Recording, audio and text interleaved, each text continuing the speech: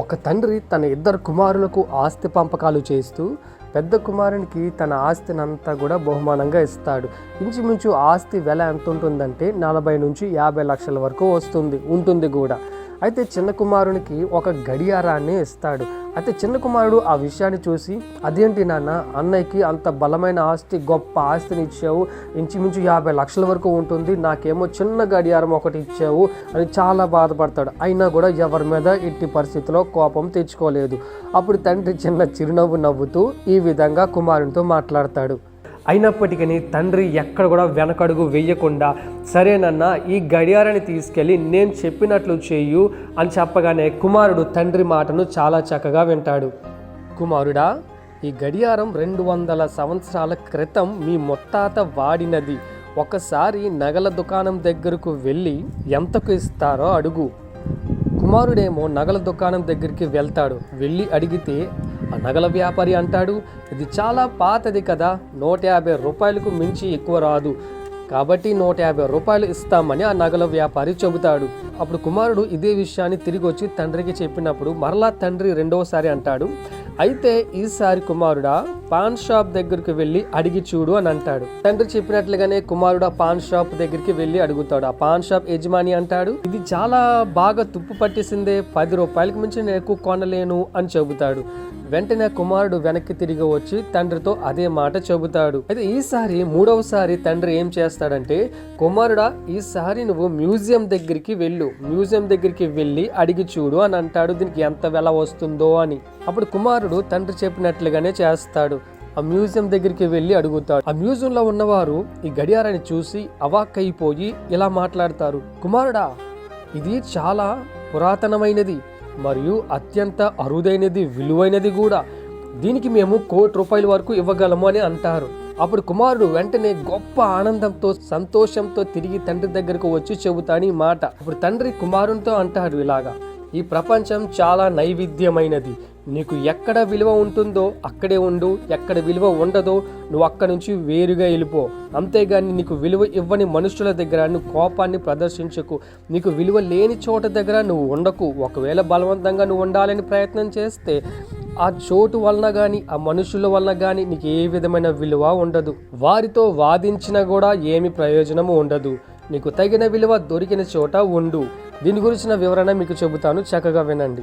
నిజమే, కథలో ఉన్న మాదిరిగానే నీ జీవితానికి విలువలేని మనుషుల మధ్య నువ్వు ఎంతకాలం జీవించినా ఒక రోజు వచ్చినప్పుడు నీ విలువను తగ్గించేస్తారు. ఒక రోజు వచ్చినప్పుడు వారు నీ వైపు వేలెత్తి ఈ విధంగా మాట్లాడతారు, నీ జీవితం సరిగ్గా లేదు, నీ పెంపకం సరిగ్గా లేదు, నీకు సరైన మాదిరి లేదు, నువ్వు తుప్పి పట్టుపోయావు అని చెప్పి నానా మాటలు అంటారు. నువ్వు జ్యువెలరీ షాప్ లాంటి ధనికులు ఉన్న, డబ్బు సంపాదిస్తున్న వారి దగ్గరికి వెళ్ళినా కూడా నీకు విలువ ఇవ్వరు. వాళ్ళు నీ విలువను దిగజార్చేస్తారు. అలాగని చెప్పి లేమిలో ఉన్నవారు, నీకు ఏమి పెట్టలేని వారి దగ్గర నువ్వు ఉన్నా కూడా నీ విలువను బాగా తగ్గించేస్తారు. పైగా చెబుతారు, నువ్వు తుప్పు పట్టుపోయావు, నువ్వు పాడైపోయావు, నీ జీవితం సరిగ్గా లేదు అని నీకు వేలెత్తి చూపించే దిశగా మాట్లాడుతూ ఉంటారు. అలాగని చెప్పి నువ్వు బలవంతంగా నిలబడాలని చూస్తే నీ జీవితంలోనే మనశ్శాంతి అనేది ఉండదు. మనశ్శాంతి కరువు అయిపోతుంది. లేనిపోని బాధ, టెన్షన్స్ అన్ని నీ నెత్తి మీదకే వస్తాయి.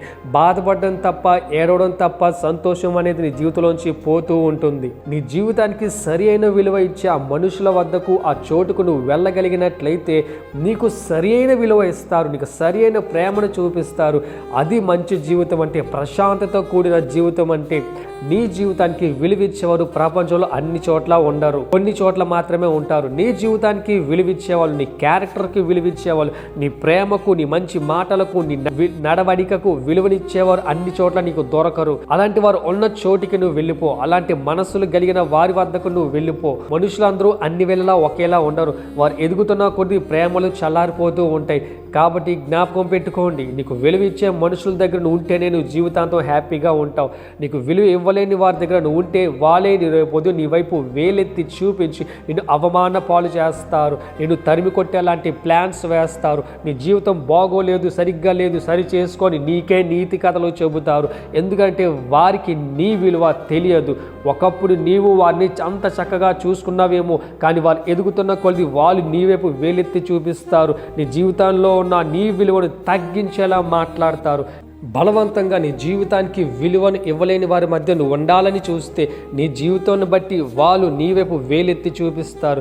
అరే ఇది పాతదైపోయింది కదా, నువ్వు తుప్పు పట్టేసావు కదా అని చెప్పి నీ మీద వేలెత్తి చూపేలాంటి మాటలు, కఠినమైన మాటలు వాళ్ళు మాట్లాడతారు. నీ జీవితం సరిగ్గా లేదు కదా అని మాట్లాడతారు. నువ్వు సరిగ్గా ప్రేమించలేకపోతున్నావు కదా అని మాట్లాడతారు. నువ్వు సరిగ్గా క్షమించలేకపోతున్నావు, నీకు మాదిరి లేదు అని చెప్పి మాట్లాడతారు వాళ్ళు. కాబట్టి జాగ్రత్త ఫ్రెండ్స్. ఒకవేళ అలాంటి వారితో నువ్వు బలవంతంగా ఉంటే, స్నేహము చేస్తే నీ విలువగా తగ్గించేస్తారు. ఇక్కడ జ్యువెలరీ షాప్లో 150 రూపాయలకి, పాన్ షాప్లో 10 రూపాయలకి అన్నట్టు నీ విలువని తగ్గించేస్తారు. నీకు తిండి పెట్టవలసిన వారే నీ తిండి పెట్టరు, పెడితే మాత్రం బాగా తక్కువ చేసి పెడతారు. ఒకప్పుడు ఎక్కువగా నేను చూసిన వారు ఎప్పుడైతే నీ జీవితంలోకి సమస్యలు వస్తాయో ఆ టైంను చూసుకొని, ఎప్పుడైతే నీ వయసు పెరుగుతుందో దాన్ని ఆసరాగా చేసుకొని నీ వైపు వేలెత్తి మాట్లాడతారు. అలాంటి వారితో నువ్వు ఎక్కువ కాలం స్నేహం చేయడం నీకు అంత మంచిది కూడా కాదు.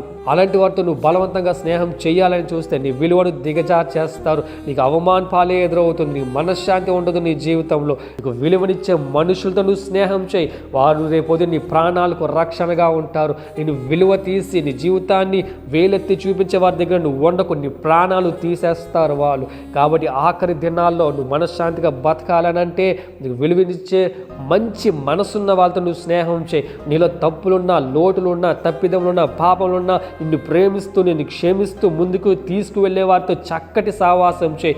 వాళ్ళే నీకు ఎక్కువ విలువని ఇచ్చిన వారు అవుతారు. వాళ్ళే నీకు దేవుడిచ్చిన బిడ్డలు అవుతారు, దేవుడిచ్చిన ఫ్రెండ్స్ అవుతారు. ఎప్పుడు మరణం ఎలాగ ఎవరి మీదకి వస్తుందో తెలియదు. కాబట్టి ఫ్రెండ్స్, నీ జీవితానికి విలువనిచ్చే వారితో నువ్వు స్నేహము చేయు. ఆఖరి దినంలో మనశ్శాంతిగా, ప్రశాంతంగా బ్రతుకు. నీ జీవితానికి అర్థము, విలువిచ్చే చోటికి నువ్వు వెళ్ళిపో. నువ్వు మనశ్శాంతిగా, చక్కగా బ్రతుకు. నీ కుటుంబంతో హ్యాపీగా ఉండు. దేవుడు నిన్ను, నీ కుటుంబంను సమృద్ధిగా దీవించి ఆశీర్వదించును గాక. బాయ్.